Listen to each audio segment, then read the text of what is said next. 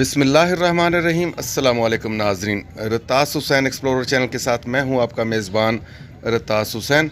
اور ناظرین، آج میں اس وقت موجود ہوں صحرائے چولستان کے علاقے میں، اور یہاں پہ میں تھوڑا سا آپ کو معلومات فراہم کرتا چلوں کہ یہاں پہ آج ایک قدیم جو تاریخی میلہ ہے چنن پیر، وہ یہاں پہ لگا ہوا ہے۔ اور محل وقوع کے لحاظ سے میں یہ بات کرتا چلوں تو بہاولپور سے تقریباً 60 کلومیٹر دور صحرائے چولستان میں قلعہ ڈراور اور قلعہ دین گڑھ کے درمیان پنجاب کی رقبے کے لحاظ سے سب سے بڑی تحصیل یزمان سے ذرا آگے چنن پیر کا مزار ہے۔ تقریباً 600 سال قدیم اس مزار پر ہندوؤں اور مسلمان یہاں پر اکثریت یہاں پہ میلے پہ آتے ہیں یہ لوگ۔ اور حضرت عماد الدین المعروف چنن پیر کا عرس پاکستان میں اپنی نوعیت کا واحد عرس ہے، جو مسلسل 7 ہفتے یعنی فروری کے آخری جمعرات بمطابق ہندی مہینے چیت سے شروع ہو کر اپریل کے اوائل جمعرات تک جاری رہتا ہے۔ مسلسل 7 جمعرات تک جاری رہنے والا یہ میلہ پانچویں جمعرات کو اپنے عروج پر پہنچ جاتا ہے۔ مطلب یہ ہے کہ جب اس کی 5ویں جمعرات ہوتی ہے اس وقت یہ عروج پر ہوتا ہے، اور اس دن ضلع بہاولپور میں بھی عام تعطیل ہوتی ہے۔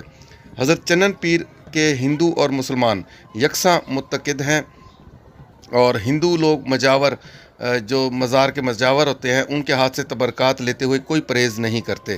لوگ خصوصاً مڑیچا ہندو یہاں زیادہ حاضری دیتے ہیں، اور دیگر غیر مسلم اقوام بھی یہاں حاضری دیتے ہیں۔ جہاں حضرت چنن پیر چولستان روہی کے اس علاقے کی شناخت ہے اور بہت بلند نام ہے، وہاں پہ یہ مزار امن و آتشی کے لیے بھی ایک نمونہ ہے۔ اس میلے پہ بہت دور دراز سے لوگ یہاں پہ آتے ہیں، خاص طور پہ لوگ اپنے جانور لے کے آتے ہیں، اور جس کے پاس بھی جو جانور ہوتا ہے ان کو بہت بناؤ سنگھار کر کے خوبصورت بنا کے یہاں اپنے جانوروں کو لے کے آتے ہیں۔ اور اس کے علاوہ یہاں پہ بہت سارے لوگ جو اپنے جواہر ان کا فن ہوتا ہے، جن کے پاس کوئی ٹریکٹر چلانے کے فن ہوتے ہیں، اور اس طرح موٹر سائیکلیں اور جیپیں دوڑانے کا جن کو فن ہوتا ہے، وہ بھی یہاں پہ آتے ہیں اور اپنے اپنے فن کا مظاہرہ کرتے ہیں۔ اور مختلف اقسام کے یہاں پہ آپ دیکھ سکتے ہیں سرکس ہیں، تھیٹر ہیں، اور جو بھی لوگوں کی انجوائمنٹ کا یہاں پہ صحرائی علاقے میں سامان میسر ہو سکتا ہے وہ تمام کا تمام یہاں پہنچ جاتا ہے۔ آپ لوگوں کی تعداد کا اندازہ اس میلے سے کی بائک سے بھی لگا سکتے ہیں، اور یہ تو صرف بائک ایک جگہ پہ کھڑی ہیں، باقی پورے اس ڈیزرٹ میں بائکیں اور گاڑیاں جو ہیں چل پھر رہی ہیں۔ یہ ایک بہت بڑا اپنی نوعیت کا میلہ ہے۔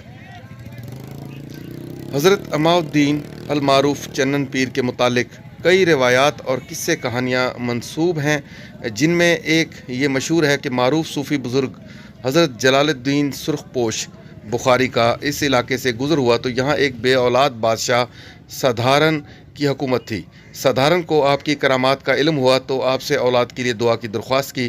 درویش نے دعا مانگی تو بادشاہ کے ہاں ایک شہزادہ پیدا ہوا جو اتنا خوبصورت تھا کہ لوگ اس کو چاند سے تشبیہ دی اور چنن کہہ کر پکارنے لگے۔ چنن جب بولنے کی عمر کو آیا تو کلمہ پڑھنا شروع کیا، اور رعایا میں مشہور ہوا کہ بادشاہ کا بیٹا غیر مذہب کا نام لیوا ہے، تو سدھارن نے اپنی بیٹے کا قتل کا حکم دے دیا۔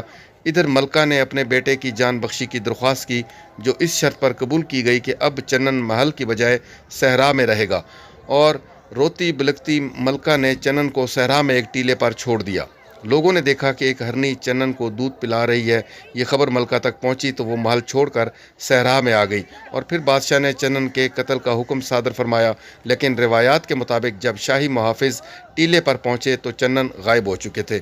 یہ ان کا چنن پیر صاحب کا جو قبر ان سے منسوب کی جاتی ہے، یہ اس جگہ پہ ہے، آخری ان کی آرام گاہ۔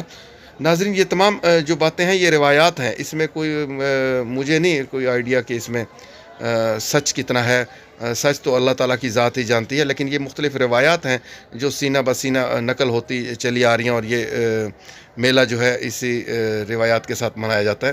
جبکہ ایک دوسری روایات کے مطابق ایک مرتبہ حضرت جلال الدین سرخ پوش جیسلمیر کے علاقے سے گزرے، آپ نے لوگوں سے پوچھا یہاں کوئی کلمہ گو موجود ہے؟ جواب نفی میں ملا۔ آپ نے دعا کی اور بعد میں دعا کر کے لوگوں کو بتایا کہ راجہ جیسلمیر کے ہاں ایک لڑکا پیدا ہوگا جو صاحب ایمان ہوگا۔ راجہ جو حضرت جلال الدین کے روحانی کمالات کی شہرت سن چکا تھا، ان کی پیشن گوئی سے پریشان رہنے لگا۔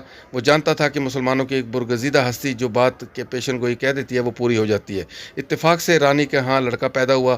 راجہ نے ذہن میں پہلے سے موجود خدشات کے تحت مستقبل میں پیش آنے والی باقی باتوں کو ظاہر ہونے سے پہلے ان کا ازالہ کرنا چاہا اور حکم دیا کہ بچے کو ختم کیا جائے۔